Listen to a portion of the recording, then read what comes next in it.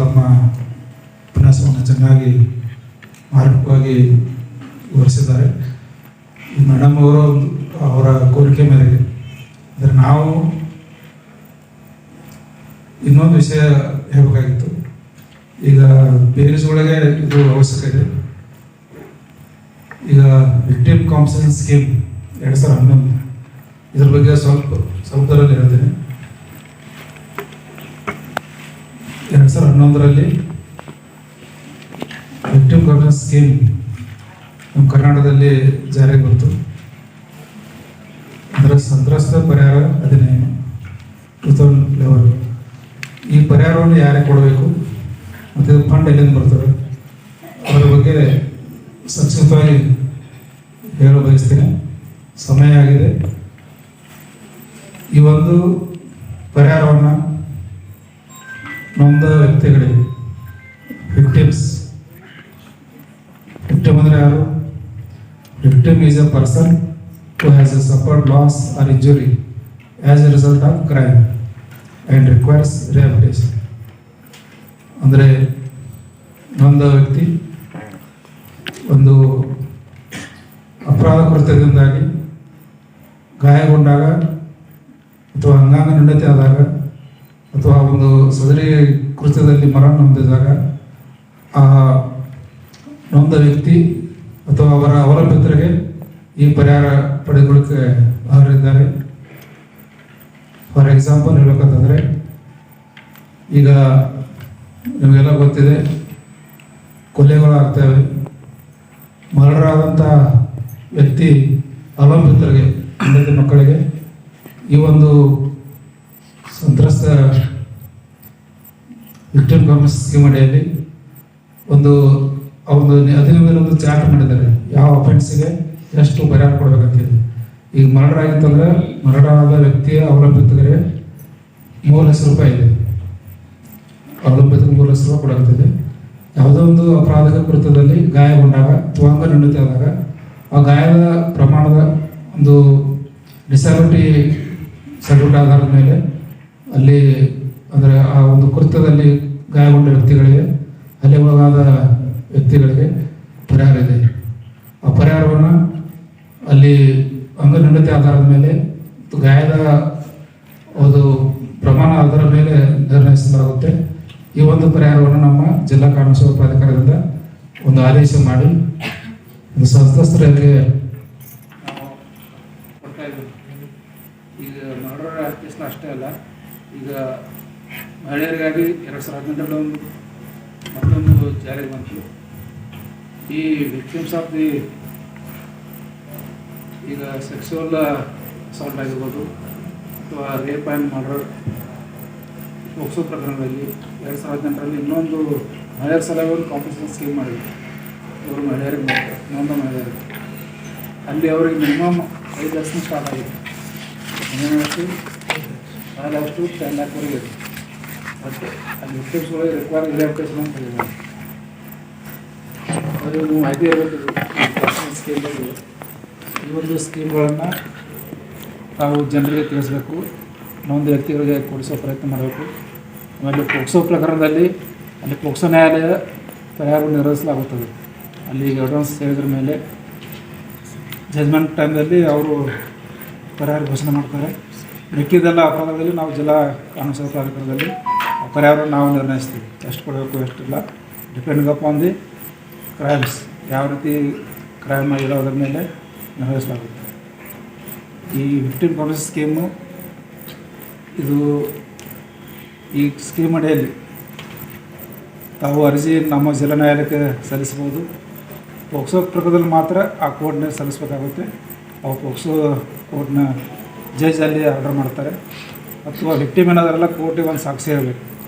ನಾವು ಪರಿಹಾರ ಪಡ್ಕೋಬೇಕಾದ್ರೆ ಈಗ ರೇಪ್ ವಿಕ್ಟಿಮ್ ಕೋರ್ಟಿಗೆ ಒಂದು ಸಾಕ್ಷಿ ಹೇಳಬೇಕು. ಪೋಕ್ಸೋದಲ್ಲಿ victim of the minor girl ಕೋರ್ಟಿಗೆ ಸಾಕ್ಷಿ ಹೇಳಬೇಕು.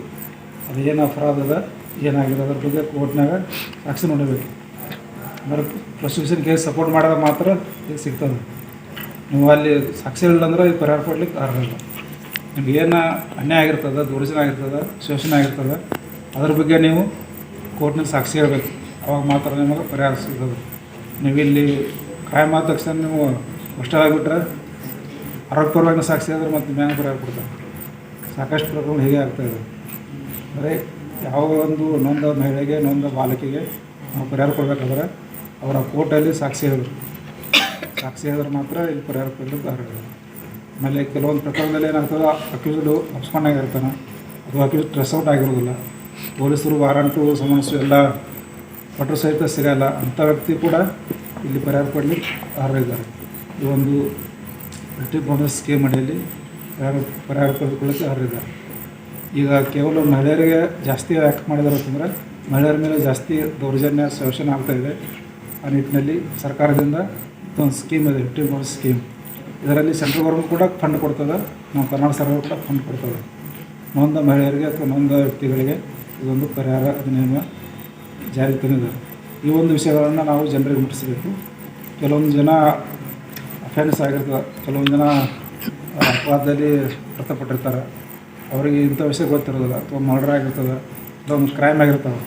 ಅಂಥವ್ರಿಗೆ ನೀವು ಪರಿಹಾರ ಕೊಡಿಸ್ಲಿಕ್ಕೆ ನೀವು ಪ್ರಯತ್ನ ಮಾಡಬೇಕು. ಇಂಥ ವಿಷಯವನ್ನು ತಿಳ್ಕೊಬೇಕು. ನೀವು ಯಾವ ಅಫೆನ್ಸಿಗೆ ಎಷ್ಟು ಪರಿಹಾರ ಅನ್ನೋದು ನಾವಲ್ಲಿ ನಿರ್ಧಾರ ಮಾಡ್ತೀವಿ. ಅಲ್ಲಿ ಆ್ಯಸ್ ಪರ್ ರೂಲ್ಸು ಆ್ಯಕ್ಟ್ ಪ್ರಕಾರ ಎಷ್ಟು ಪರಿಹಾರ ಕೊಡಬೇಕನ್ನೋದು ನಾವು ನಿರ್ಣಯಿಸ್ತೇವೆ. ಇದು ವಿಕ್ಟಿಮ್ ಕಾಂಪನ್ಸೇಷನ್ ಸ್ಕೀಮ್ ಬಗ್ಗೆ ಆಯಿತು. ಶಾರ್ಟ್ ಹೇಳಿದೆ ನಾನು, ಡಿಟೇಲ್ ಇಲ್ಲ, ಟೈಮ್ ಆಗಿದೆ. ಇನ್ನೊಂದು ಮೂಲಭೂತ ಕರ್ತವ್ಯ ಹೇಳಿದರು ಸರ್, ಹೇಳಿದರು. ಮೂಲಭೂತ ಕರ್ತವ್ಯ ನಾವು ರಾಜನಿರ್ದೇಶಕ ತತ್ವಗಳಲ್ಲಿ article 51A of the Indian constitution ಅಲ್ಲಿ ಅಮೆಂಡ್ಮೆಂಟ್ ಮಾಡೋದ್ರ ಮೂಲಕ ಮೊದಲು ಇರಲಿಲ್ಲ ಮೂಲಭೂತ ಕರ್ತವ್ಯಗಳು. ಅಲ್ಲಿ 102 I think 102 amendment of the Indian constitution article 51A is introduced. ಅಲ್ಲೇನು ಮಾಡಿದಾರೆ ಅಂತಂದರೆ ಮೂಲಭೂತ ಕರ್ತವ್ಯಗಳು ಹೇಳಿದ್ದಾರೆ. ಹಕ್ಕುಗಳ ಜೊತೆಗೆ ಹಕ್ಕುಗಳ ಮೇಲೆ ಗೊತ್ತಿದೆ ಎಲ್ಲ ಹೇಳಿದರು. ಹಕ್ಕುಗಳ ಜೊತೆ ಮೂಲಭೂತ ಕರ್ತವ್ಯಗಳು ಕೂಡ. ಕರ್ತವ್ಯ ಏನು ಮಾಡಬೇಕು? ಮೊದಲನೇ ಕರ್ತವ್ಯ ನಿಮಗೆಲ್ಲ ಗೊತ್ತಿದೆ. ನಾವು ನಮ್ಮ ಭಾರತ ದೇಶದ ರಾಷ್ಟ್ರಗೀತೆಗೆ ನಾವು ಗೌರವ ಕೊಡಬೇಕು, ರಾಷ್ಟ್ರಗೀತೆಗೆ ಗೌರವ ಕೊಡಬೇಕು, ಮತ್ತು ರಾಷ್ಟ್ರ ಧ್ವಜಕ್ಕೆ ಗೌರವ ಕೊಡಬೇಕು, ಮತ್ತು ಸಂವಿಧಾನಕ್ಕೆ ಬದ್ಧರಾಗಿರಬೇಕು, ಸಂವಿಧಾನದ ಆಸೆಯಿಂದ ನಡೆದುಕೊಳ್ಬೇಕು, ಸಂವಿಧಾನ ತತ್ವಗಳನ್ನು ನಾವು ಅನ್ವಯಿಸ್ಕೊಂಡು ಹೋಗಬೇಕು, ಸಂವಿಧಾನಕ್ಕೆ ಅಧೇಯರಾಗಿರಬೇಕು. ಇನ್ನು ದೇಶ ಸ್ವಾತಂತ್ರ್ಯ ಹೋರಾಟದಲ್ಲಿ ಸಾಕಷ್ಟು ನಮ್ಮ ರಾಷ್ಟ್ರೀಯ ಮುಖಂಡರು ತಮ್ಮ ಪ್ರಾಣ ತ್ಯಾಗ ಮಾಡಿದ್ದಾರೆ. ಅವರ ಆದರ್ಶಗಳನ್ನು ನಾವು ಪಾಲಿಸ್ಕೊಂಡು ಹೋಗಬೇಕು, ಅವರ ಸಿದ್ಧಾಂತಗಳನ್ನು ನಾವು ಪಾಲಿಸ್ಕೊಂಡು ಹೋಗ್ತೀವಿ, ನಮ್ಮ ಕರ್ತವ್ಯ. ಸಾಕಷ್ಟು ನಮ್ಮ ದೇಶದ ಅನೇಕ ಗಣ್ಯ ವ್ಯಕ್ತಿಗಳು ತಮ್ಮ ಅವಕಾಶಕ್ಕಾಗಿ ಪ್ರಾಣ ಕೊಟ್ಟಿದ್ದಾರೆ. ಅಂಥ ವ್ಯಕ್ತಿಗಳ ಆದರ್ಶಗಳನ್ನು ಪಾಲಿಸ್ಕೊಂಡು ಹೋಗಬೇಕು, ಇದು ನಮ್ಮ ಕರ್ತವ್ಯ. ದೇಶದ ಏಕತೆ ಅಖಂಡತೆಗೆ ನಾವು ಎತ್ತಿ ಹಿಡಿಬೇಕು. ದೇಶದ ಏಕತೆ ಅಖಂಡತೆಗಾಗಿ ನಾವು ಎತ್ತಿ ಹಿಡಿಬೇಕು. ಮತ್ತು ರಾಷ್ಟ್ರಕ್ಕೆ ಧಕ್ಕೆ ಉಂಟಾದಾಗ, ರಾಷ್ಟ್ರಕ್ಕೆ ಗಂಡಾಂತರ ಬಂದಾಗ ನಾವೆಲ್ಲರೂ ಕೂಡ ರಾಷ್ಟ್ರ ಸೇವೆಗೆ ಸದಾ ಸಿದ್ಧರಾಗಿರಬೇಕು. It is fundamental duty of the citizens. ದೇಶಕ್ಕೆ ಗಂಡಾಂತರ ಬಂದಾಗ, ದೇಶಕ್ಕೆ ಧಕ್ಕೆ ಉಂಟಾದಾಗ, ಆಂತರಿಕ ಆಗಿರ್ಬೋದು ಬಾಹ್ಯ ರಾಷ್ಟ್ರಗಳಿಂದ ಗಂಡಾಂತರ ಬಂದಾಗ ದೇಶ ಸೇವೆ ಮಾಡಲಿಕ್ಕೆ ಸದಾ ಸಿದ್ಧರಾಗಿರಬೇಕು. ಇನ್ನು ನಮ್ಮ ದೇಶದ ನೈಸರ್ಗಿಕ ಸಂಪತ್ತುಗಳಾದ ನದಿಗಳು, ಸರೋವರಗಳು, ಅರಣ್ಯಗಳನ್ನು ರಕ್ಷಣೆ ಮಾಡಬೇಕು, ನದಿಗಳನ್ನ ಸ್ವಚ್ಛವಾಗಿ ಇಟ್ಕೋಬೇಕು. ಆಮೇಲೆ ಈ ನದಿ ಸರೋವರಗಳ ನಾವು ಶುದ್ಧವಾದ ನೀರು ಬೇಕಾದ್ರೆ ಸ್ವಚ್ಛವಾಗಿ ಇಟ್ಕೋಬೇಕು, ಕಲುಷಿತ ನೀರು ತಡೆಗಟ್ಟಬೇಕು. ಆಮೇಲೆ ಅರಣ್ಯಗಳನ್ನು ರಕ್ಷಣೆ ಮಾಡಬೇಕು, ಗಿಡಗಳನ್ನು ಕಡಿಬಾರ್ದು. ನಾವು ಗಿಡಗಳನ್ನು ಬೆಳೆಸೋದ್ರಿಂದ ನಮಗೆ ಒಳ್ಳೆಯ ಆರೋಗ್ಯ ಸಿಗ್ತದೆ, ಒಳ್ಳೆಯ ಆಮ್ಲಜನಕ ಸಿಗ್ತದೆ. ಗಿಡಗಳು ನಮಗೆ ಏನು ಕೊಡ್ತವೆ? ಆಮ್ಲಜನಕ ಕೊಡ್ತವೆ. ನಮಗೆ ಆಮ್ಲಜನಕ ಬೇಕು, ಮರಗಳಿಗೆ ಇಂಗಾಲ ಡೈಆಕ್ಸೈಡ್ ಬೇಕಾಗುತ್ತೆ. ಆದ್ದರಿಂದ ನೈಸರ್ಗಿಕವಾಗಿ ಮನುಷ್ಯನಿಗೆ ಮತ್ತು ಮರಗಳಿಗೆ ಒಂದು ನೈಸರ್ಗಿಕವಾದ ಸಂಪರ್ಕ ಇದೆ. ಬರೀ ಮರಗಳಿಲ್ಲದೆ ನಾವು ಇರೋದಿಲ್ಲ, ನಾವಿಲ್ಲದೆ ಮರಗಳು ಇರೋಕ್ಕಾಗೋದಿಲ್ಲ. ನೈಸರ್ಗಿಕವಾಗಿ ಒಂದು ನಿಕಟ ಸಂಪರ್ಕ ಇದೆ. ಆ ನಿಟ್ಟಿನಲ್ಲಿ ಪ್ರತಿಯೊಬ್ಬರು ಮರಗಳನ್ನು ಬೆಳೆಸಬೇಕು. ಮರಗಳನ್ನು ಬೆಳೆಸೋದ್ರಿಂದ ನಮಗೆ ಒಳ್ಳೆಯ ಆಮ್ಲಜನಕ ಸಿಗ್ತದೆ, ಒಳ್ಳೆಯ ಗಾಳಿ ಸಿಗ್ತದೆ. ಅದು ನಮ್ಮ ಕರ್ತವ್ಯ. ಆಮೇಲೆ ಇನ್ನೂ ನಮ್ಮ ದೇಶದ ಸಂಸ್ಕೃತಿಯನ್ನು ನಾವು ಅನುಸರಿಸ್ಕೊಂಡು ಹೋಗಬೇಕು. ನಮ್ಮ ಭಾರತದ ಸಂಸ್ಕೃತಿ ವಿಶ್ವದಲ್ಲಿ ಒಂದು ಶ್ರೀಮಂತ ಸಂಸ್ಕೃತಿಯನ್ನು ಹೊಂದಿದ್ದೇವೆ. ಬಟ್ ನಾವೆಲ್ಲ ನಮ್ಮ ಸಂಸ್ಕೃತಿ ಮರೆತಾ ಇದ್ದೀವಿ. ದಯವಿಟ್ಟು ನಮ್ಮ ದೇಶದ ಸಂಸ್ಕೃತಿ ಒಂದು ಜಗತ್ತಿನಲ್ಲಿ ಒಂದು ಹೆಸರುವಾಸಿ ಇದೆ. ಎಲ್ಲರೂ ಅನುಸರಿಸ್ಕೊಂಡು ಹೋಗ್ತಾ ಇದ್ದಾರೆ. ಪಾಶ್ಚಿಮಾತ್ಯ ರಾಷ್ಟ್ರಗಳು ಕೂಡ ನಮ್ಮ ಒಂದು ದೇಶದ ಸಂಸ್ಕೃತಿಯನ್ನು ಅನುಸರಿಸ್ಕೊಂಡು ಹೋಗ್ತಾ ಇದ್ದಾರೆ. ನಾವು ಕೂಡ ಎಲ್ಲರೂ ಭಾರತೀಯರಾದ ನಾವು ನಮ್ಮ ದೇಶದ ಶ್ರೀಮಂತ ಪರಂಪರೆ ಒಂದು ಸಂಸ್ಕೃತಿಯನ್ನು ನಾವು ಅನುಸರಿಸ್ಕೊಂಡು ಹೋಗಬೇಕು. ಇದು ನಮ್ಮ ಕರ್ತವ್ಯ. ಇನ್ನು ಸಾರ್ವಜನಿಕ ಆಸ್ತಿಪಾಸ್ತಿಗಳನ್ನ ಉಂಟು ಮಾಡಬಾರ್ದು. ಈಗ ನೀವು ಸ್ಟ್ರೈಕ್ ಮಾಡ್ತೀರಿ, ಕೆಲವರು ಬೆಂಕಿ ಹಚ್ಚೋದು, ಅಂಗಡಿ ಸುಡೋದು ಇದೆಲ್ಲ ಮಾಡ್ತಾಯಿರ್ತಾರೆ. ನೀವು ಸ್ಟ್ರೈಕ್ ಮಾಡಲಿಕ್ಕೆ ಅವಕಾಶ ಇದೆ. ಬಟ್ ಸ್ಟ್ರೈಕ್ ಹೆಂಗೆ ಇರಬೇಕಂದ್ರೆ ಶಾಂತಿಯುತವಾಗಿ ನ್ಯಾಯಯುತವಾಗಿ ಇರಬೇಕು. ನೀವು ಬೇರೆಯವ್ರಿಗೆ ಹಿಂಸೆ ಮಾಡೋದಾಗಲಿ, ಬೇರೆಯವ್ರು ನಷ್ಟ ಮಾಡೋದಾಗಲಿ ಮಾಡಬಾರ್ದು. ಯಾವುದೇ ಸಾರ್ವಜನಿಕರ ಆಸ್ತಿಪಾಸ್ತಿಗೆ ನಷ್ಟ ಉಂಟು ಮಾಡಬಾರದು. ಅವರಿಗೆ ಹಿಂಸೆ ಕೊಡಬಾರ್ದು, ಹಿಂಸೆಯನ್ನು ಕೊಡಬಾರ್ದು. ಗಾಂಧೀಜಿಯವರ ತತ್ವವನ್ನು ಸತ್ಯ ಮತ್ತು ಅಹಿಂಸೆಯಿಂದ ನಮ್ಮ ದೇಶಕ್ಕೆ ಸ್ವಾತಂತ್ರ್ಯ ತಂದುಕೊಟ್ಟರು. ಸತ್ಯ ಮತ್ತು ಅಹಿಂಸೆಯಿಂದ ಮಹಾತ್ಮ ಗಾಂಧೀಜಿಯವರು ನಮ್ಮ ದೇಶಕ್ಕೆ ಸ್ವಾತಂತ್ರ್ಯ ಕೊಟ್ಟರು. ನಮ್ಮ ಸಂಸ್ಕೃತಿ ಏನು ಹೇಳ್ತದೆ, ನಮ್ಮ ಕರ್ತವ್ಯವನ್ನು ಬೇರೆಯವರಿಗೆ ಹಿಂಸೆ ಕೊಡಬಾರದು, ತೊಂದರೆ ಕೊಡಬಾರದು. ನಾವು ಬದುಕಬೇಕು, ಬೇರೆಯವ್ರಿಗೂ ಬದುಕಲಿಕ್ಕೆ ಅವಕಾಶ ಮಾಡಿಕೊಡಬೇಕು. ಇದು ನಮ್ಮ ಕರ್ತವ್ಯ. ಆಮೇಲೆ ಇನ್ನು ನಿಮ್ಮ ಈಗಾಗಲೇ ಹೇಳಿದಾಗೆ ಮಕ್ಕಳಿಗೆ 6 ರಿಂದ 14 ವರ್ಷದ ಮಕ್ಕಳಿಗೆ ಉಚಿತ ಶಿಕ್ಷಣವನ್ನು ಕೊಡಿಸಬೇಕು. ಪೇರೆಂಟ್ಸ್ ಕರ್ತವ್ಯ. ತಂದೆ ತಾಯಿಯವರು ಏನು ಮಾಡಬೇಕು, ಮಕ್ಕಳಿಗೆ 6 ರಿಂದ 14 ವರ್ಷದ ಮಕ್ಕಳಿಗೆ ಉಚಿತ ಶಿಕ್ಷಣ ಕೊಡಿಸ್ಬೇಕು. ಸರ್ಕಾರ ಕೊಡ್ತಾಯಿದೆ. ಮಕ್ಕಳನ್ನು ಶಿಕ್ಷಣದಿಂದ ವಂಚಿತರನ್ನೇ ಮಾಡಬಾರ್ದು. It is duty of the every parents to provide education, primary education ಅದು ಕೊಡಬೇಕು. ಆಮೇಲೆ ಇನ್ನೂ ನಿಮಗೆ ಈ ಒಂದು ಕರ್ತವ್ಯದಲ್ಲಿ ಇನ್ನೊಂದೇನು ಹೇಳೋದಿತ್ತಂದರೆ, ಪ್ರತಿಯೊಬ್ಬರು ಕೂಡ ತಮ್ಮ ಪ್ರತಿಭೆಯನ್ನು ಪ್ರದರ್ಶಿಸಲಿಕ್ಕೆ ಅವಕಾಶ ಇದೆ. ತಮ್ಮ ಪ್ರತಿಭೆಯಿಂದ ತಾವು ಒಳ್ಳೆಯ ಸಾಧನೆ ಮಾಡ್ಬೋದು.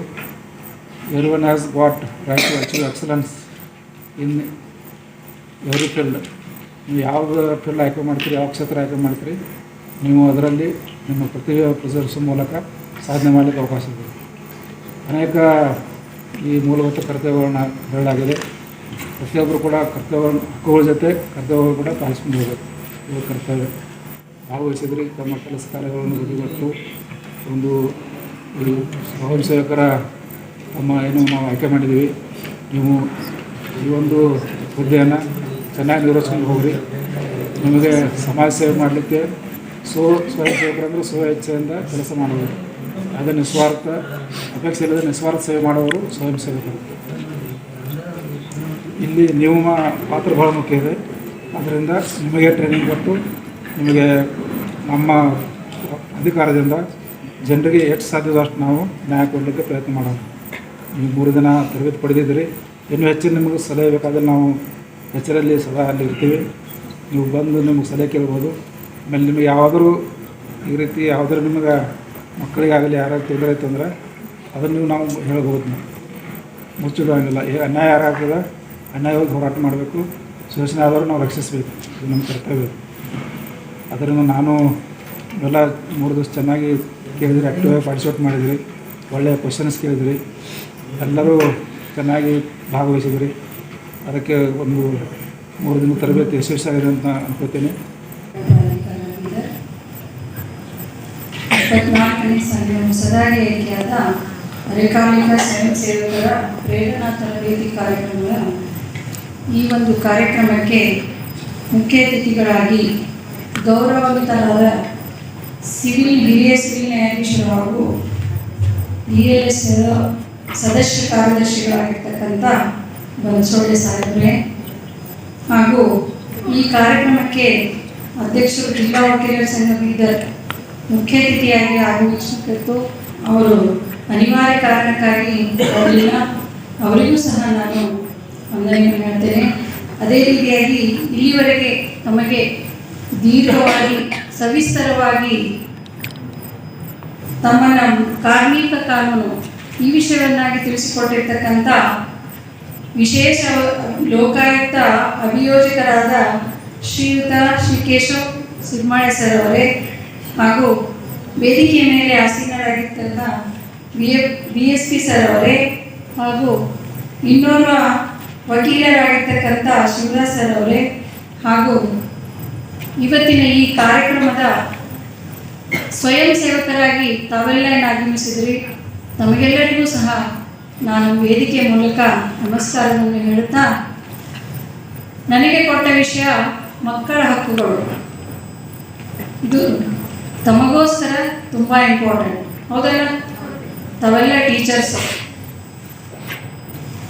ತಾವೆಲ್ಲ ಫ್ರೆಶ್ ಆಗಿದ್ರೆ ಈಗ ನಾನು ಏನು ಹೇಳ್ತೀನಿ ಅನ್ನೋದು ನೋಟ್ ಮಾಡ್ಕೊಳ್ಬೇಕು. ಮತ್ತೆ ನಾನೇ ಕ್ವಶನ್ ಕೇಳ್ತೀನಿ, ನೀವು ನೋಟ್ ಮಾಡ್ಕೊಂಡಿದ್ರೆ ಇಲ್ಲ ಅಂತ ಗೊತ್ತಾಗಬೇಕು ಅಷ್ಟೇ. ನಿಮ್ಗೇನಾದ್ರೂ ಡೌಟ್ಸ್ ಇದ್ರೆ ಲಾಸ್ಟಲ್ಲಿ ಕೇಳಿ, ಪರವಾಗಿಲ್ಲ. ಯಾಕಂದ್ರೆ ಶಿಕ್ಷಕರ ಪಾತ್ರ ಸಮಾಜದಲ್ಲಿ ಬಹಳ ದೊಡ್ಡದು.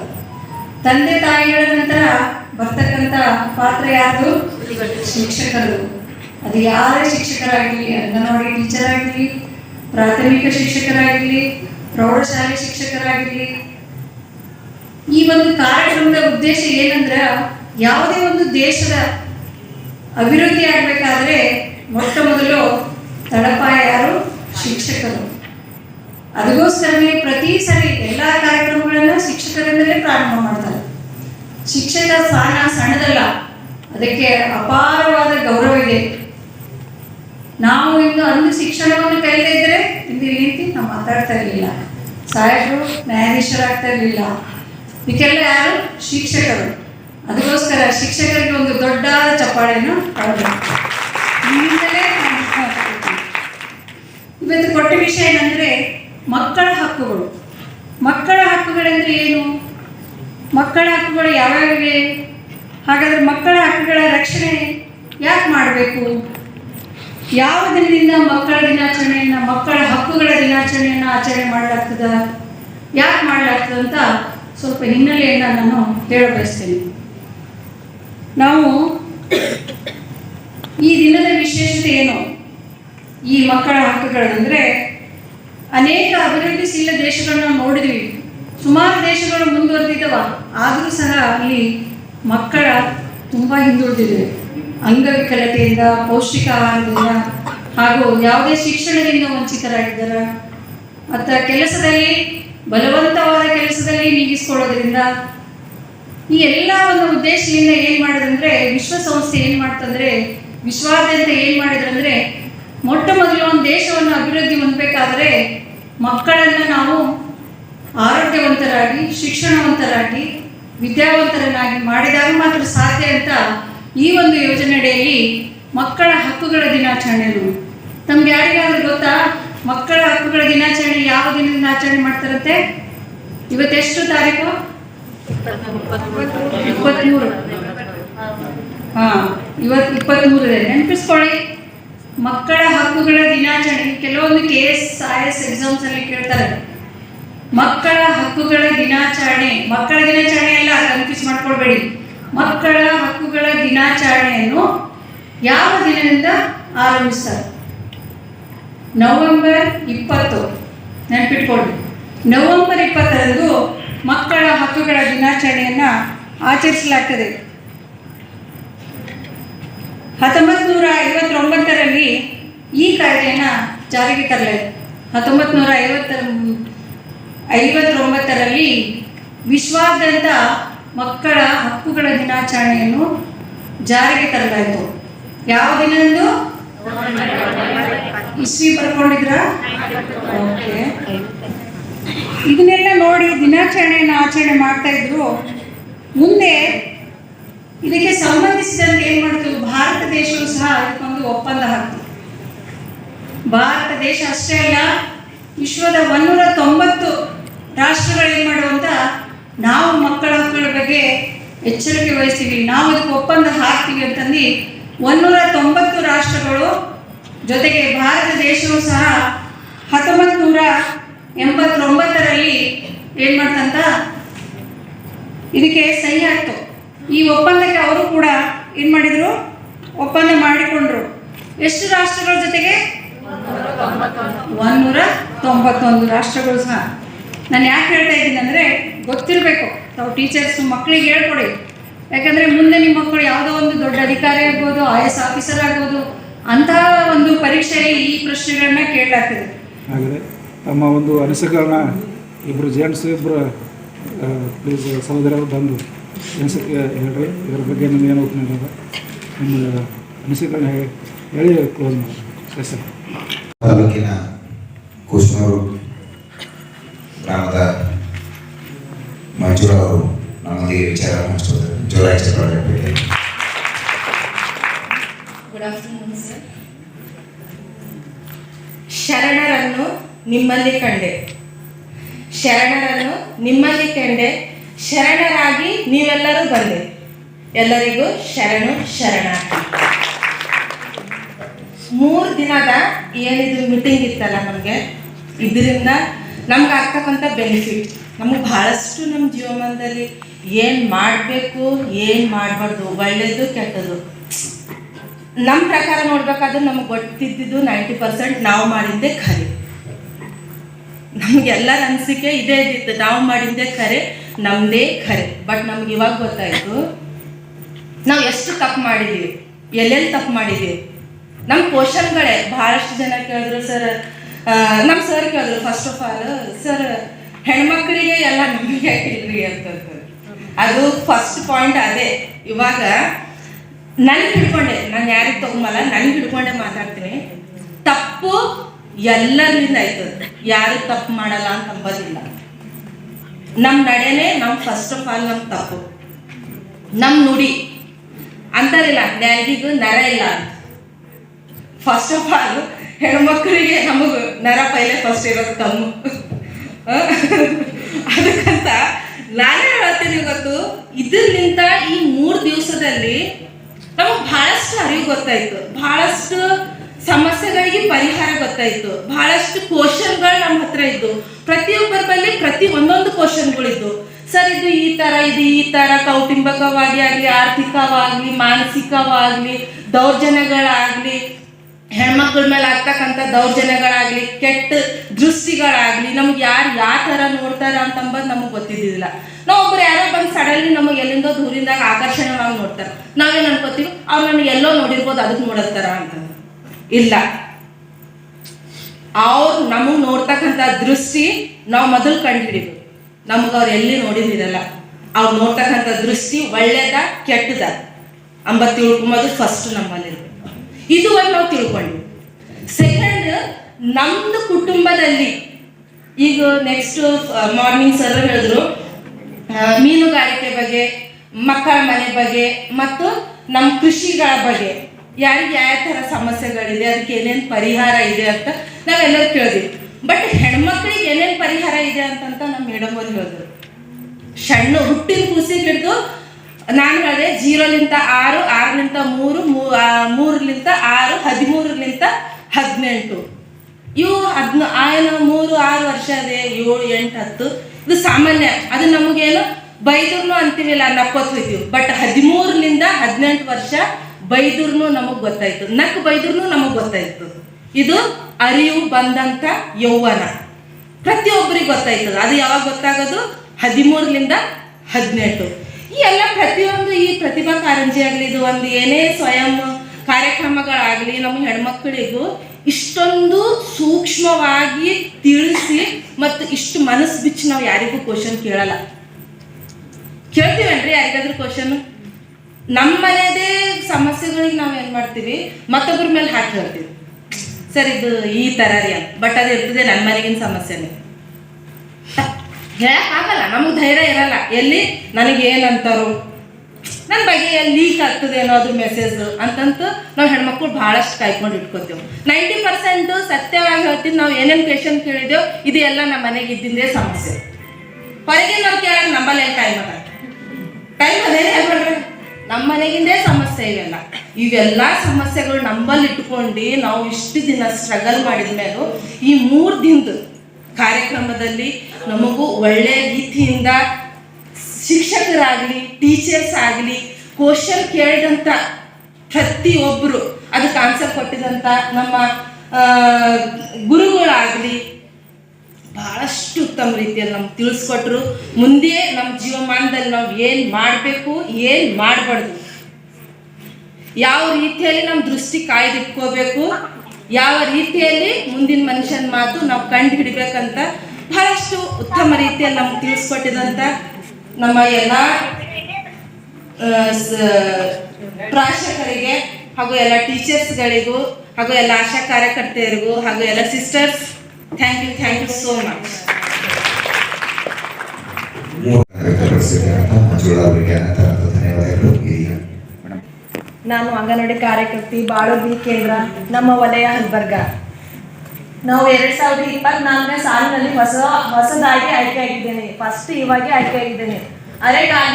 ಅರೆಕಾಲಿಕ ಸ್ವಯಂ ಸೇವಕರಿಗೆ ಇವರಿಗೆ ತುಂಬು ಹೃದಯದ ಸ್ವಾಗತವನ್ನು ಹೇಳುತ್ತೇನೆ.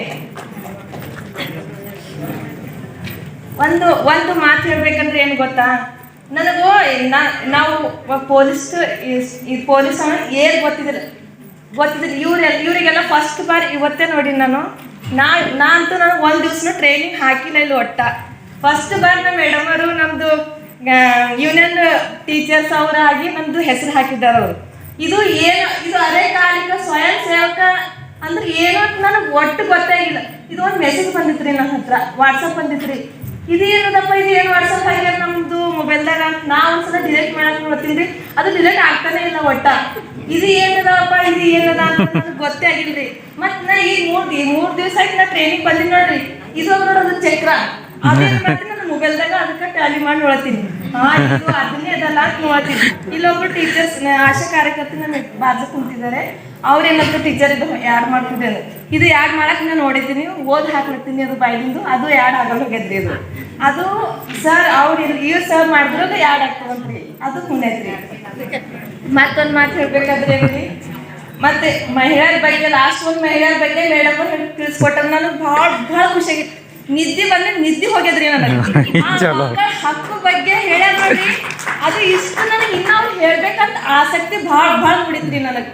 ಆ ಮಕ್ಕಳ ಬಗ್ಗೆ ಹೇಗಿರ್ಬೇಕು, ಮಕ್ಳಿಗೆ ಯಾವ ರೀತಿ ಮಾಡಬೇಕು, ಮಕ್ಳಿಗೆ ಯಾವ ರೀತಿ ತಾಯಿ ಯಾವ ರೀತಿ ಮಕ್ಳಿಗೆ ಉಪಯೋಗಿಸ್ಕೊಂಡು ಹೋಗ್ಬೇಕಂತಂದು ಆ ಮೇಡಮ್ ಅವ್ರು ನಮಗೆ ಹೇಳ್ಕೊಟ್ಟಾರೆ. ಅದು ಅವ್ರಿಗೆ ತುಂಬ ಹೃದಯದ ಸ್ವಾಗತವನ್ನು ಹೇಳುತ್ತೇನೆ. ಅವರಿಗೆ ಧನ್ಯವಾದಗಳನ್ನು ಹೇಳ್ತೇನೆ. ಜರ ಮಿಸ್ಟೇಕ್ ಆಯ್ತು ಅಂತ ತಪ್ಪು ತಿಳ್ಕೊಬೇಡ್ರಿ. ನಾ ಹೇಳಿದ್ರೆ ಈ ರೀತಿ ನನಗೆ ಇಂಗ್ಲೀಷ್ ಬರಲ್ಲ, ಬರೀ ಅಷ್ಟೇ ಕನ್ನಡದಲ್ಲೇ ಮಾತಾಡ್ತೀನಿ. ಮತ್ತೊಂದು ನಮ್ಮ ಸರ್ ಹೆಸರಲ್ಲೇ ಬರ್ಕೊಂಡಿದ್ದು ಖರೆ ನೆನಪು ಹೋಗ್ಯದ. ಫಸ್ಟ್ ಆಫ್ ಆಲ್ ನಮ್ಮ ಸರ್ ಒಂದು ಫಸ್ಟಿಗೆ ಹೇಳಿದ್ರು, ಎಲ್ಲ ಕಾನೂನು ಬಗ್ಗೆ ಹೇಳಿದ್ರು. ಏನಂತ ಅಂದ್ರೆ ಈಗ ಎಲ್ಲಾರ ಹೊರಟಾಡ್ತಾರೆ ನೋಡ್ರಿ, ಹೋಗಂದ್ರೆ ಯಾರು ಅರೆಸ್ಟ್ ಮಾಡಿ ಬರಕ್ಕೆ ಅಲ್ಲಿ ಹೋಗಿ ಅರೆಸ್ಟ್ ಮಾಡಿ ಬರ್ರಿ ಅಂತ. ಅರೆಸ್ಟ್ ಮಾಡೋಣ ಅಷ್ಟೇ, ಅರೆಸ್ಟ್ ಮಾಡಿದ್ರೆ ಎಲ್ಲ ಆಯ್ತಿದ್ದೇನೋ, ಎಲ್ಲ ಕಂಪ್ಲೀಟ್ ಆಯ್ತು. ಕಂಪ್ಲೇಂಟ್ ರೀ ಸರ್, ಕಂಪ್ಲೇಂಟ್ ಮಾಡ್ಬರ್ರಿ ಅಂತ ನೋಡಿ. ಕಂಪ್ಲೇಂಟ್ ಅಂದ್ರೆ ಎಲ್ಲ ಕಂಪ್ಲೀಟ್ ಆಯ್ತಿರ್ಬೇಕೇನೋ, ಫುಲ್ ಅದಕ್ಕೆ ಹೋಯ್ತಿರ್ಬೇಕೇನೋ ಅಂತ ನಾ ಅನ್ಕೊಂಡಿದ್ದೆ. ಅದು FIR ಮಾಡ್ಬೇಕಂತ ನೋಡಿ. ಹೇಳ್ರಿ. ಅದು ಮಾಡ್ಬೇಕು, ಕರೆಕ್ಟ್ ಅದು ಮಾಡ್ಬೇಕಾದ್ರೆ ಅದು ಫುಲ್ ಗ್ಯಾರಂಟಿ ಆಗ್ತದೆ. ಇವಾಗ ನಮ್ಗೆ ಇಲ್ಲಿ ಬಂದಿನ ಕೊನೆಗದ್ರಿ. ನನಗೆ ಕೋರ್ಟ್ ಅಂದ್ರೆ ಗೊತ್ತಿಲ್ಲ, ನನಗೆ ಕಚೇರಿ ಅಂದ್ರೆ ಗೊತ್ತಿಲ್ಲ. ನನಗೆ ಇಲ್ಲಿ ಫಸ್ಟ್ ಭಗವತಿಗೆ ನನಗೆ ಮೆಡಿಕಲ್ ಅಂತ ಗೊತ್ತಿದ್ದಿಲ್ರಿ. ಹಾಸ್ಪಿಟಲ್ ಹೋಗಿದ್ದೇನೆ ನಾ. ಹಾಸ್ಪಿಟಲ್ ಹೋಗಿ 4 ಮಂಜಿಲ ಹೋಗಿದ್ರಿ. ಅಲ್ಲೊಂದು ನೀವು ಮೀಟಿಂಗ್ ನಡೆದಿದ್ರಿ ಸರ್. ಅದ್ರಲ್ಲಿ ಹೋಗ್ಬಿಡ್ತೀನಿ. ನಮ್ಮ ಅಂಗನವಾಡಿ ಕಾರ್ಯಕರ್ತರು ಯಾರಿಲ್ಲ, ಆಶಾ ಕಾರ್ಯಕರ್ತರು ಯಾರಿಲ್ಲ. ಅಲ್ಲಿ ಹೋಗಿ ನೋಡ್ತೀನಿ, ಸರ್ ಒಬ್ಬರು ಭಾಷಣ ಹೇಳತ್ತದ್ರಿ. ಅವರೆಲ್ಲ ಏನೋ ಇದು IMO ಹೇಳೋದಿಲ್ಲ, IMO ಡಾಕ್ಟರ್ ಸರ್ ರೀ. ನಮ್ಮ ಕಾರ್ಯಕರ್ತರು ಮೀಟಿಂಗ್ ಎಲ್ಲದ್ರಿ ಅಂದ್ರೆ ಅವ್ರು ಕಾಲೇಜ್ದಾಗ ಒಂದು ಮಾತು ಅಲ್ಲಿ ಹೇಳಿದ್ ಮತ್ತೆ ಇಲ್ಲಿಗೆ ಬಂದಿರ್ರಿ. ನನಗೆ ಏನೂ ಗೊತ್ತಿಲ್ಲ. ನಮ್ಮ ಮೇಡಮ್ ಅವರಿಗೆ ತುಂಬ ಧನ್ಯವಾದ ಹೇಳ್ತೀನಿ. ನಮ್ಮ ಯೂನಿಯನ್ ಟೀಚರಿಗೆ ಧನ್ಯವಾದ ಹೇಳ್ತೀನಿ. ಅವರು ನನ್ನ ಹೆಸರು ಹಾಕಿದ್ದಾರೆ. ಇಲ್ಲಿ ಬಂದು ನನಗೆ ಎಲ್ಲ ಮಾಹಿತಿ ತಿಳ್ಕೊಂಡಿದ್ರಿ. ಕಾನೂನು ಬಗ್ಗೆ ಮಾತ್ರ ಏನೇನು ನನಗೆ ಗೊತ್ತಿದ್ದಿಲ್ರಿ. ಕಾನೂನು ಬಗ್ಗೆ ಹೇಳಿದ್ರು ಈ ಸರ್ ಮತ್ತು ಸರ್ ಹೆಸರುಗಳೆಲ್ಲ ನನಗೆ ನೆನಪಿಲ್ಲ, ಅಷ್ಟೊಂದು ಓದಿಲ್ಲ. ಈ ಸರ್ ಎಲ್ಲ ನಮಗೆ ಚಂದ ಹೇಳಿದ್ರು. ಈ ಸರ್ ಸುಖ ನೀನು ಏನು ಹೇಳಿದ್ರಿ ಸರ್, ಗಂಡನ ಮೇಲೆ ಗಂಡಂದು ಹೆಂಡತಿ ಮೇಲೆ ನಂಬಿಕೆ ಇರ್ಬೇಕಂತ, ಹೆಂಡತಿದು ಗಂಡನ ಮೇಲೆ ನಂಬಿಕೆ ಇರ್ಬೇಕಂತ. ಇದು ಎರಡು ಮುಖ್ಯ ನಂಬಿಕೆ ಇದ್ದಾರೆ. ಅದು ಜೀವನ ಮುಂದೆ ಸಾಯೋ ತನಕ ಜೀವನ ಮುಂದೆ ಕರೆಕ್ಟ್ ಆಗ್ತದಂತ ಈ ಸರ್ ಹೇಳಿದ್ದಾರೆ. ನಾ ರಾತ್ರಿ ಹೋಗಿ ಹಂಗೆ ಮಾಡಿ ನಮ್ಮ ಮನೆ ಇವ್ರೇ ಹೇಳಿದ್ರು ಸರ್ ಒಂದು ಮಾತ್ರಿ, ನೀವು ಗಂಡು ಮಕ್ಕಳಿಗೆ ಜಾಸ್ತಿ ಎದುರು ಹೆಣ್ಮಕ್ಳು ಮಾತಾಡ್ತಾರೆ. ಅದು ಕರೆಕ್ಟ್ ಹೇಳೋದು. ನಮ್ಮ ಮನೆ ಹಸ್ಬೆಂಡು ಅವ್ರು ಜಾಸ್ತಿ ಮಾತಾಡ್ತಿಲ್ಲ, ನಾವು ಒಂದ್ 2 ಮಾತಾಡಿ ಸೈಲೆಂಟ್ ಆಗ್ಬೇಕು.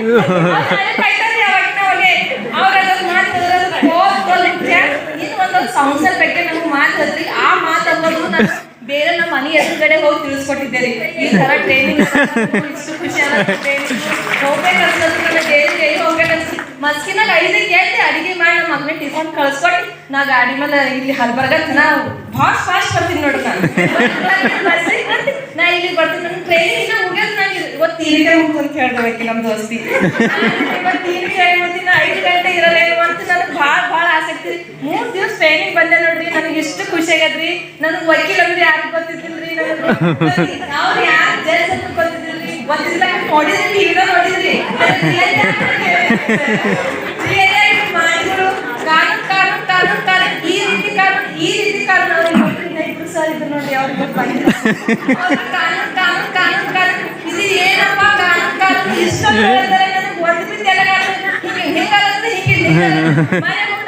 ಬಂದಿದ್ರಿ ನೀವು ಯಾರನ್ನೂ ಬಂದು ಒಬ್ರು ಯಾರೋ ಮಾತಾಡ್ರಿ ನಿಮ್ಮಿಂದ ಏನಾಯ್ತು ಅಂತ ಮಾತಾಡಿದ್ರೆ ನೀವು ಯಾರು ಮಾತಾಡಕ್ ಹಚ್ಚಿದಿಲ್ರಿ ಅದು ಹಂಗೆ ಬರ್ದು ಇಟ್ಕೊಂಡಿದ್ದೀನಿ ನಾನು ಇಷ್ಟು ನೀವೆಲ್ಲ ನಮಗೆ ಇಷ್ಟು ಹೇಳಿಕೊಟ್ಟು ತುಂಬ ತುಂಬ ತುಂಬ ಧನ್ಯವಾದಗಳು ಮತ್ತೆ ನೀವು ನನಗೆ ಮುಂದಿನ ಸಲ ಹಾಕ್ತೀರ ನನ್ನ ಆಸೆ ಇದೆ ಹಾಕ್ತೀರ ಇಲ್ಲ ನನಗೆ ಗೊತ್ತಿಲ್ಲ ಮುಂದಿನ ಸಲ ನಾವು ನನ್ನ ಹೆಸರು ಹಾಕಿದಂತ ನಾನು ನಂಬಿಕೆ ಅದರಿ ಮುಂದಿನ ಸಲ ಹೆಸರು ಹಾಕ್ರಿ ಇದೇ ಹೋಗಿ ನಮ್ದು ಆಜು ಬಾಜು ಮನೆ ನಮ್ಮ ಜನಗಳಿಗೆ ಮತ್ತೆ ನಮ್ಮ ಅಂಗನವಾಡಿ ಬರೋ ಅಂತವರಿಗೆಲ್ಲ ಈ ಮಾತು ಎಲ್ಲ ತಿಳಿಸ್ಕೊಡ್ತೀರಿ ಅವರಿಗೆಲ್ಲ ನಮ್ಮಿಂದ ಅವ್ರಿಗೆ ಉಪಯೋಗ ಆಗ್ಬೇಕ್ರಿ ನಮ್ಮ ಕೈಲಿ ಎಷ್ಟು ಮಟ್ಟ ಇದ್ದು ಅಷ್ಟು ಮಾಡ್ಕೊತೀವಿ ಆದ್ರೂ ಅವರಲ್ಲಿ ಪಾಪ 3 ದಿವಸ ಹೇಳಿರ್ತಕ್ಕಂಥದ್ದು ಏನಾದ್ರು ಹೇಳಬೇಕು ಅಂತಕ್ಕಂಥ ಒಂದು ಕುತೂಹಲ ಇದೆ. ಒಬ್ರು ಮಹಿಳೆಯರಿಗೆ ಏನು ಗೊತ್ತಿರಲಾರ್ದಿರ್ತಕ್ಕಂಥ ಮುದ್ದು ಮನಸ್ಸಿಗೆ ತಂದು ವೇದಿಕೆಗೆ ನಿಲ್ಲಿಸ್ತಕ್ಕಂಥ ಒಂದು ವೇದಿಕೆ ಕಲ್ಪಿಸ್ತಕ್ಕಂಥದ್ದು ಅದು ಪ್ರಾಧಿಕಾರ ಜೋರ.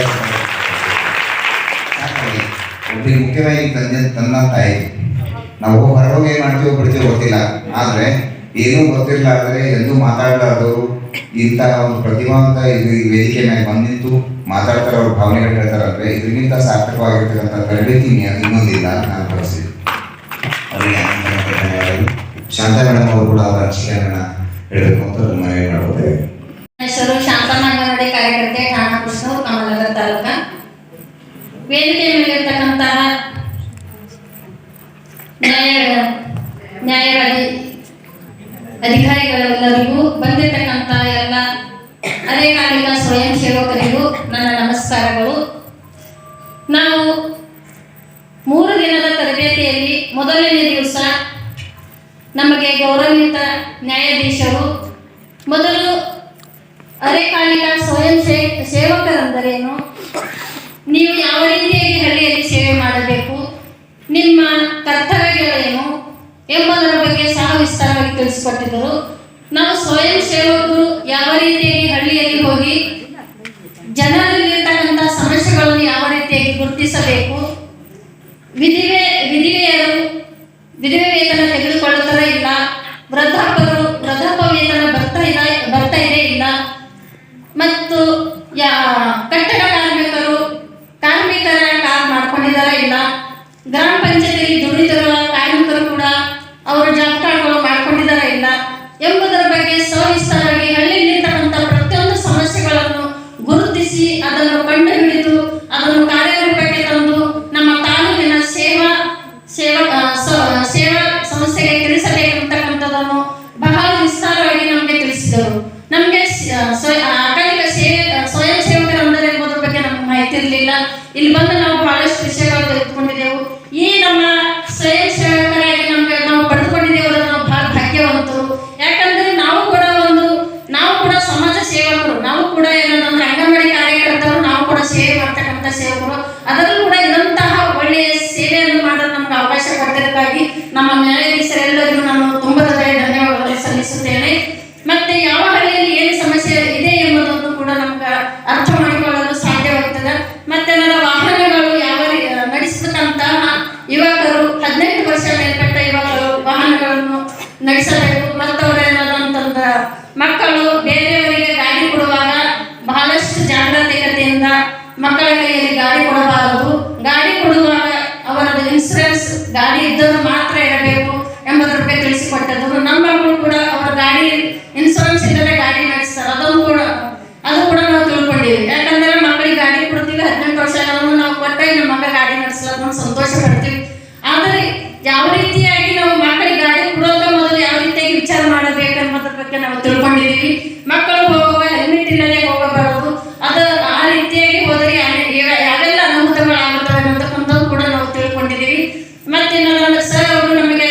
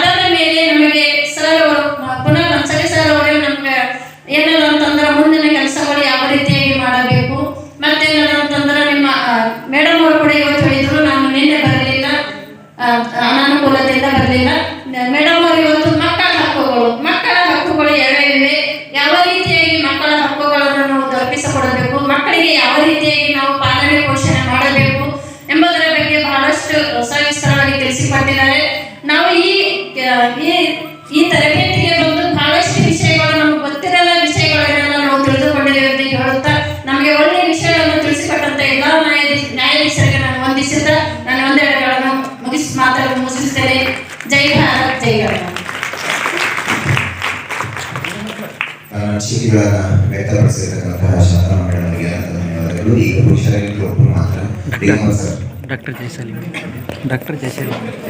ಹಾಂ ಡಾಕ್ಟರ್ ಜಯಶಾಲಿ ಮೇಡಮ್ ಅವರು ಕೂಡ ತನ್ನ ಅನಿಸಿಕೆಯನ್ನು ವ್ಯಕ್ತಪಡಿಸಿದ್ದಾರೆ.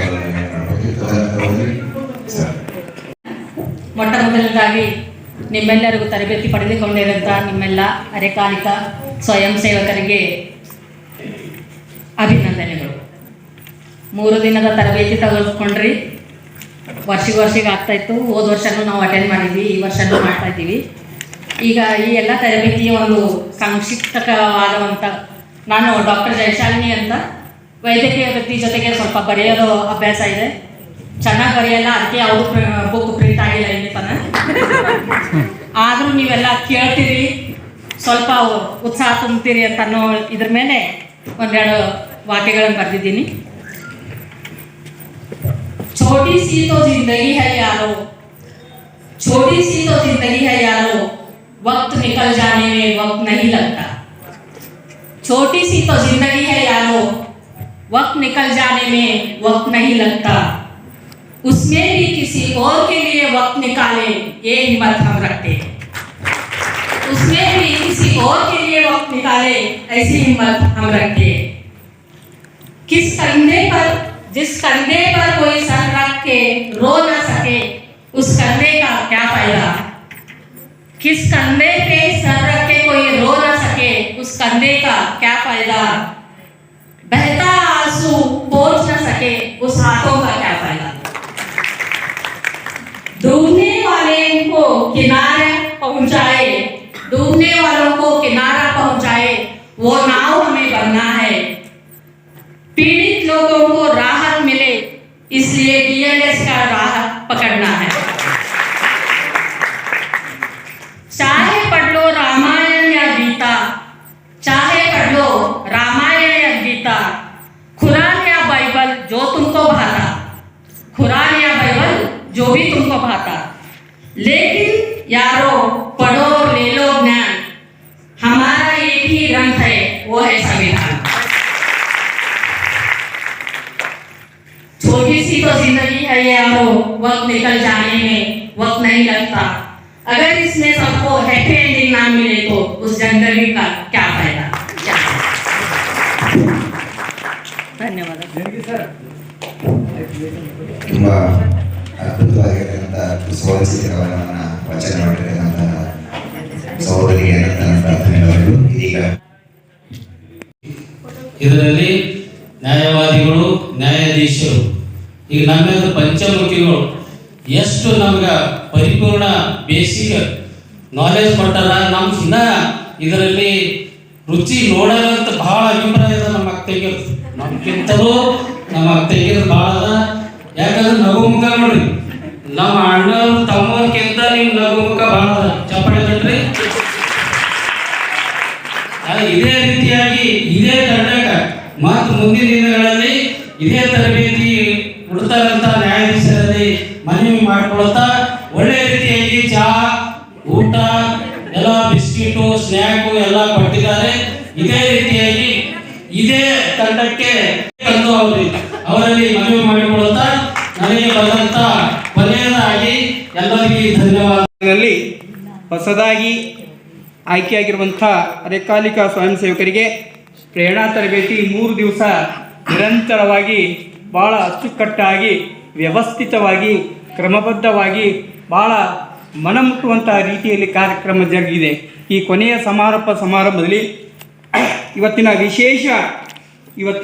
ಈ ವೇದಿಕೆಯ ಘನಾಧ್ಯಕ್ಷತೆ ವಹಿಸಿರುವಂತಹ ನಮ್ಮೆಲ್ಲರ ಆದರಣೀಯ ಗೌರವಾನ್ವಿತರಾಗಿರುವಂಥ ಪ್ರಕಾಶ್ ಅರ್ಜುನ್ ಬನ್ಸೋಡೆ ಸಾಹೇಬರಲ್ಲಿ ಭಾಳಷ್ಟು ಹೃದಯವಂತಿಕೆಯಿಂದ ಅಭಿನಂದಿಸುತ್ತಾ ಇವತ್ತಿನ ಕೊನೆಯ ಸಮಾರಂಭದಲ್ಲಿ ಭಾಳ ಅರ್ಥಗರ್ಭಿತವಾಗಿ ಒಬ್ಬ ಸಾಹಿತಿ ಹೇಳ್ತಾನೆ ಭಾಳ ಚೆನ್ನಾಗಿ, ಏನಂತ, ಲೇ ಮಾನವನೇ ಅತ್ತ ಇತ್ತ ಸುತ್ತಾಡದಿರು, ನೀನು ಜೀವನದಲ್ಲಿ ಅತ್ಯಮೂಲ್ಯವಾದಂಥ ವಸ್ತು ಯಾವುದಂತ ತಿಳ್ಕೊಂಡಿದ್ದಂದ್ರೆ ಬಂಗಾರ, ಬೆಳ್ಳಿ, ವಜ್ರ, ವೈಡೂರ್ಯ ಅಂತ ತಿಳ್ಕೊಂಡಿದ್ದ. ಅದು ಅಲ್ಲ.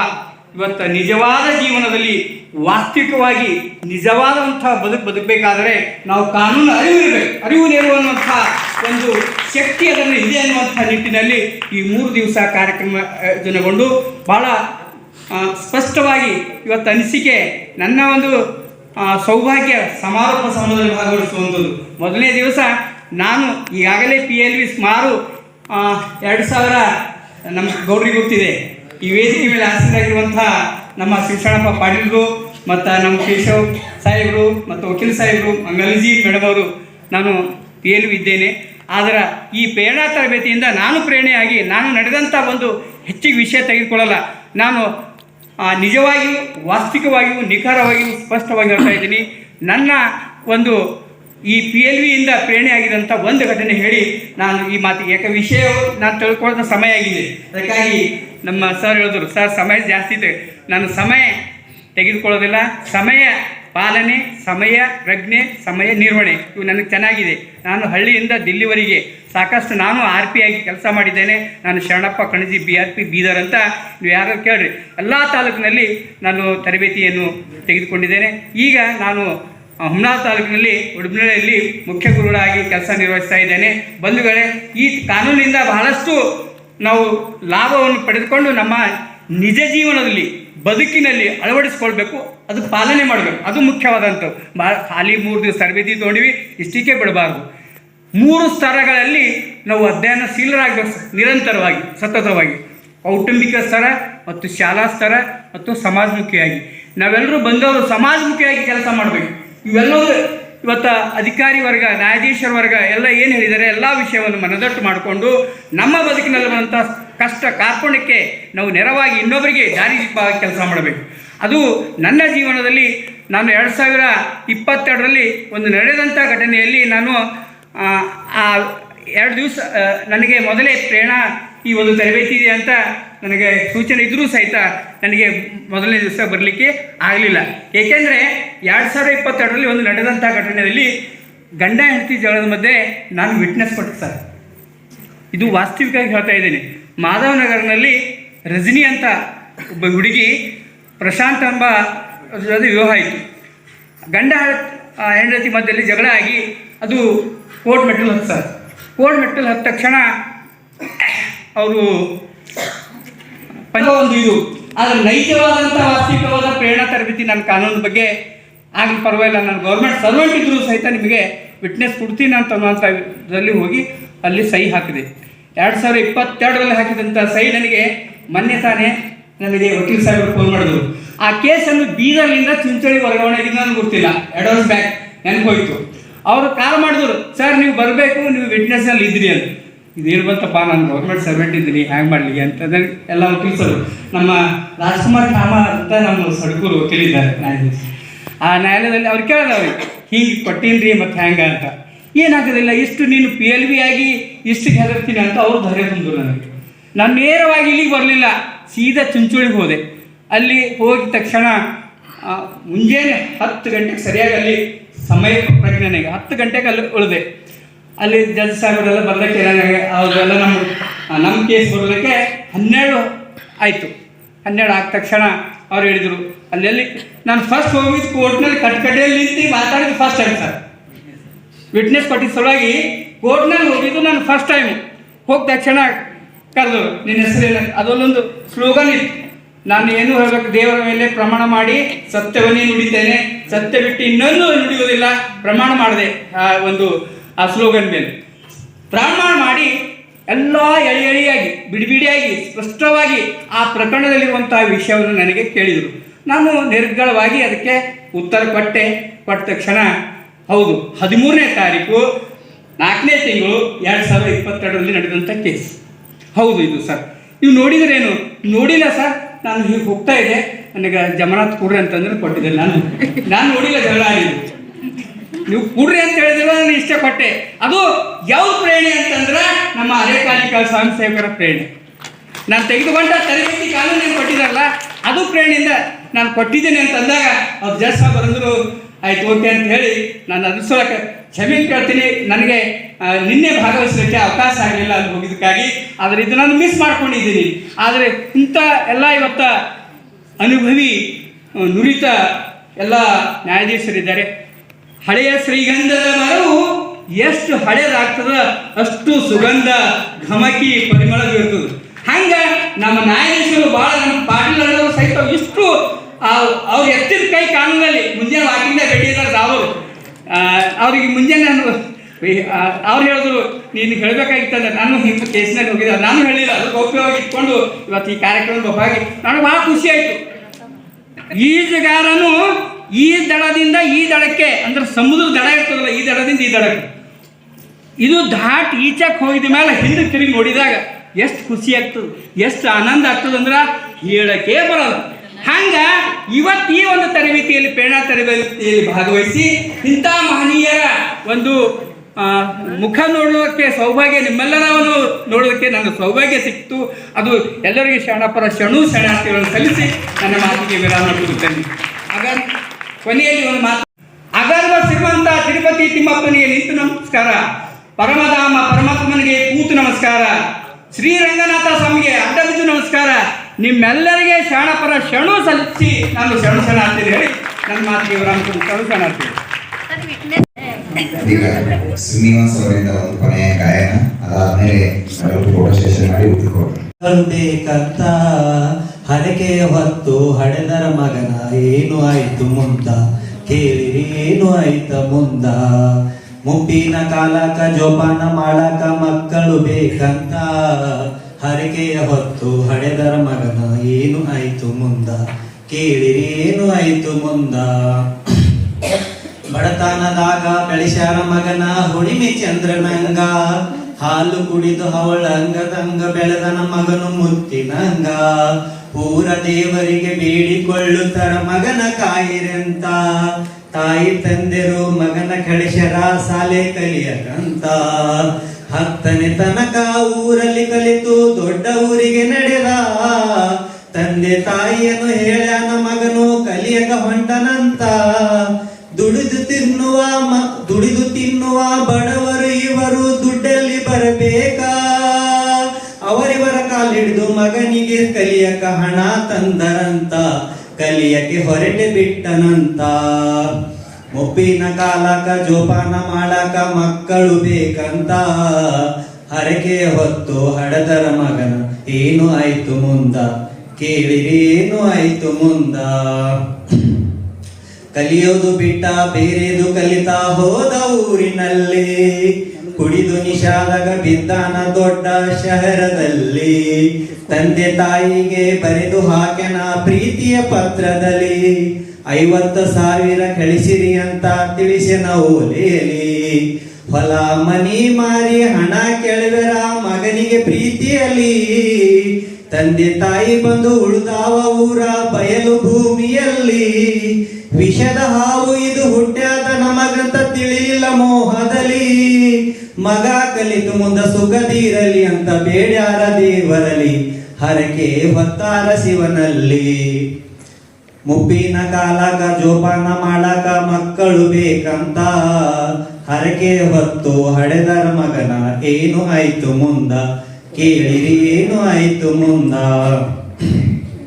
ಭಿಕಾರಿ ಮಗನಿಗೆ ಶಿಕಾರಿ ಅಂತ ಜೋಡಿ ಆಯಿತಲ್ಲಿ, ಜೋಡಿಲೆ ಊರಿಗೆ ಬರ್ತೀನಂತ ತಿಳಿಸ್ಯನ ಫೋನಿನಲ್ಲಿ, ಗೆಳೆಯನ ಕರ್ಕೊಂಡು ಬರ್ತಾನ ಅಂತ ಮಗ ತಿಳಿದರ ಹಡೆದವರು, ಹುಡುಗಿನ ಕರ್ಕೊಂಡು ಬಂದ ಮಗನ ನೋಡಿ ಗಾಬರಿಯಾಗ್ಯಾರೋ, ಯಾರಪ್ಪ ಇವಳು ಕರ್ಕೊಂಡ ಬಂದಿದಿ ಅಂತ ಕೇಳುತ್ತಾರ, ಅದನ್ನು ತಗೊಂಡು ನೀವೇನು ಮಾಡ್ತೀರಿ ಉತ್ತರ ಕೊಡ್ತಾರೋ, ಮಗನ ಮಾತು ಕೇಳಿ ಹಳೆದ ತಂದೆ ತಾಯಿ ಹೊಡಕೊಂಡು ಅಳುತ್ತಾರೋ, ಶಿವನೇ ಶಿವನೇ ಯಾವ ಜನ್ಮದ ಕರ್ಮ ನಮದೆಂದು ಕಣ್ಣೀರು ಸುರಿಸಾರೋ, ಇವರು ಗೋಳಾಡಿ ಅಳುತ್ತಾರೋ. ಮುಪ್ಪಿನ ಕಾಲಕ ಜೋಪಾನ ಮಾಡಕ ಮಕ್ಕಳು ಬೇಕಂತ ಹರಕೆಯ ಹೊತ್ತು ಹಡೆದರ ಮಗನ ಏನು ಆಯ್ತು ಮುಂದ, ಕೇಳಿರಿ ಏನು ಆಯ್ತು ಮುಂದ. ಏನಾರಾಗಲಿ ಮೊಮ್ಮಗ ಹುಟ್ಟಲಿ ಎಂದು ನುಡಿಯುತ್ತಾರ, ಕುಂತು ಉಣ್ಣುವ ಮಗ ಸೊಸಿಗೆ ಇವರು ತಂದು ಹಾಕುತ್ತಾರ, ಮುಪ್ಪಾನ ಮುದುಕ ತಂದೆ ತಾಯಿಗಳು ಎಷ್ಟಂತ ದುಡಿತಾರೋ, ಜ್ವರ ನೆಗಡಿ ಬಂದು ಹಡೆದ ತಂದೆ ತಾಯಿ ನೆರಳುತ್ತಾರೋ. ಮಗ ಇದ್ದರು ಕೇಳುವರ್ಯಾರಿಲ್ಲ ಅನಂತರಾಗ್ಯಾರೋ, ಅನಂತ ಜನ್ಮದ ಕರ್ಮ ನಮದೆಂದು ದುಃಖಿಸಿ ಅಳುತ್ತಾರೋ. ಸಾಕಪ್ಪ ದೇವ್ರೇ ಸಾವು ಬಿಡು ಅಂತ ದೇವರ್ಲಿ ಬೇಡ್ಯಾರೋ, ಮುಂದಿನ ಜನ್ಮಕ್ಕ ಮಕ್ಕಳ ಇಲ್ಲದಂಗ ಹುಟ್ಟಿಸು ಅಂತಾರೋ. ಇವರು ಕಣ್ಣೀರ್ ಹಾಕುತ್ತಾರೋ, ಮುಪ್ಪಿನ ಕಾಲಕ ಜೋಪಾನ ಮಾಡಕ ಮಕ್ಕಳು ಬೇಕಂತ ಹರಕೆ ಹೊತ್ತು ಹಡೆದರ ಮಗನ ಏನು ಆಯ್ತು ಮುಂದ, ಕೇಳಿರಿ ಏನು ಆಯ್ತು ಮುಂದ. ನಮ್ಮಂತ ಕಷ್ಟ ಯಾರಿಗೆ ಬರಬಾರದು ಎಂದು ನುಡಿಯುತ್ತಾರೋ, ನೆರಳುತ್ತ ಎದ್ದಿ ಊರಾಗ ಭಿಕ್ಷಾ ಬೇಡಾಕ ನಡೆದಾರೋ.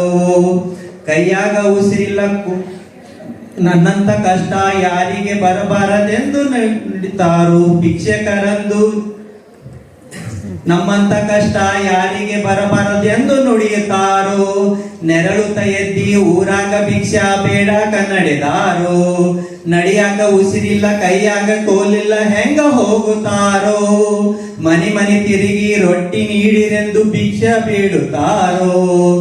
ಸ್ವರಗಿ ಸಣ್ಣಾದ ಇವರಿಗೆ ಊರಾಗ ಗುರುತ್ಯಂಗ ಹಿಡಿತಾರೋ. ಭಿಕ್ಷುಕರೆಂದು ಹಳಸಿದ ಅನ್ನ ನೀಡುತ್ತಾರೋ. ಕುಂತು ಉಣ್ಣುವ ಮಗ ಸೊಸಿಗೆ ಇವರು ತಂದು ಹಾಕುತ್ತಾರೋ. ಹಡೆದ ತಪ್ಪಿಗೆ ದುಡಿದು ಹಾಕಿರೆಂದು ಇವರು ಹೇಳುತ್ತಾರೋ.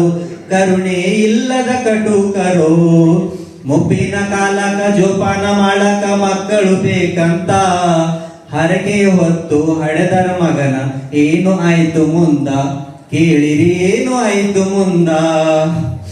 ಮಗನ ಕುಂದ್ರಿಸಿ ಸೊಸಿ ಹೇಳುತ್ತಳ ಉಪದೇಶದ ಮಾತು. ನಿಮ್ಮವ್ವ ನಿಮ್ಮಪ್ಪ ತಿರುದು ತಿಂದರೆ ಮರ್ಯಾದೆಯ ಮಾತು. ಭಿಕ್ಷೆ ಬೇಡಿ ತಂದ ಅನ್ನದಾಗ ವಿಷ ಕಲಿಸಿಕೊಡೋಣ ಅಂತೂ. ಹಂಗ ಮಾಡೋಣ ಅಂತ ಮಾತಾಡಿಕೊಂಡಾರ ಮುಗಿಸೋಣ ಇವತ್ತು. ತಿರಿದು ತಂದಿರದ ಅನ್ನದೊಳಗ ವಿಷ ಕಲಿಸಿಕೊಟ್ಟಾರೋ. ವಿಷ ಹಾಕಿದ ತಂದೆ ತಾಯಿಯನ್ನು ಗಪ ಗಪ ತಿಂತಾರೋ. ಹರ ಹರ ಶಿವ ಶಿವ ಎನ್ನುತ್ತ ಹಾಸಿಗೆ ಮೇಲೆ ಮಲಗ್ಯಾರೋ. ಶಿವ ಶಿವ ಅನ್ನುತ್ತ ಶಿವನ ಪಾದಕ್ಕೆ ಸೇರಿಕೊಂಡಾರೋ. ಪಾಪಿ ಮಗನಿಂದ ದೂರಾದರು. ಮುಪ್ಪಿನ ಕಾಲಕ ಜೋಪಾನ ಮಾಡಕ ಮಕ್ಕಳು ಬೇಕಂತ ಹರಕೆ ಹೊತ್ತು ಹಡೆದರ ಮುಂದೆ ಏನು ಆಯ್ತು ಕೇಳಿ. ಸತ್ಯಕ್ಕೆ ಸಾವಿಲ್ಲ ಸುಳ್ಳಿಗೆ ಸುಖವಿಲ್ಲ ಅನ್ನೋದು ನಿಜ ಐತಿ. ದೇವರಂತ ತಂದೆ ತಾಯಿಯ ಶಾಪ ಸುಡಾಕ ಹತ್ತೈತಿ. ಪಾಪ ಹೆಚ್ಚಿತೋ ಪುಣ್ಯ ಮುಳುಗಿತು ಮುಂದೆ ಏನು ಆತು. ಮಗ ಸೊಸಿಗೆ ಕುಷ್ಠ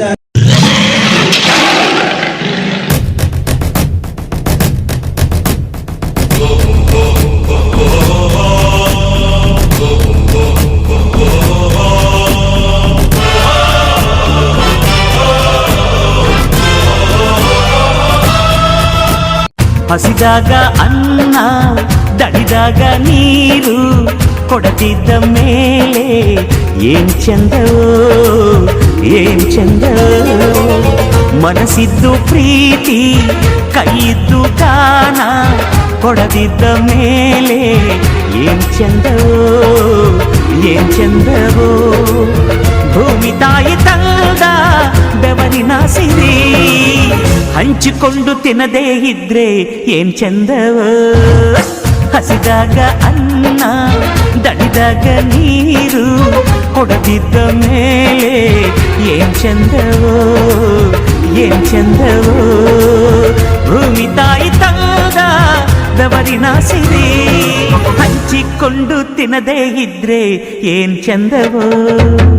ಹಸಿದಾಗ ಅನ್ನ ದಣಿದಾಗ ನೀರು ಕೊಡದಿದ್ದ ಮೇಲೆ ಏನ್ ಚಂದವೋ ಏನ್ ಚಂದವೋ.